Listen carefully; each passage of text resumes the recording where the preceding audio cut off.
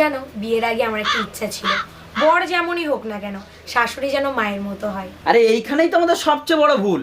তোমার শাশুড়ি যদি তোমার মা হয় তাহলে আমি তোমার বোন না, তোমার দাদা হয়ে যাব। তাই শাশুড়ি শাশুড়ির মতো থাক। শুধু তাই না, আমার মা আমার দিদিরে যে মার মারতো, মুড়ো ঝাঁটা দিয়ে মাথার থেকে পা পর্যন্ত পিটাইতো, সারাদিন ঘরে বন্ধ করে রাখতো। ওই যদি তোমার সাথে করে তাহলে তুমি গিয়ে সবার আগে মানা নিয়ে মামলা করবা।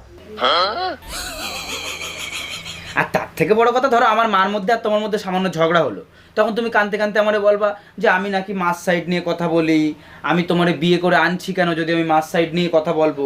আবার ধরো আমি কখনো তোমার সাইড নিলাম, তখন আমার মা বলবে বাবু তুই এখন বিয়ের পরে মারে ভুলে গেছিস, বোর আঁচলের তলায় চলে গেছিস। এই যে একটা ব্যাপার, এই যে বাড়িতে একটা বিগ বস ফিলিং, এই ফিলিংটা তো পাবো না। তাই শাশুড়ি শাশুড়ির জায়গায় থাক, মা মার জায়গায় থাক, মার কোনো বিকল্প হয় না। তুমি কি সিরিয়াল দেখা শুরু করিছো? না, সেই দিক দিয়ে আমি পুরোপুরি সুস্থ।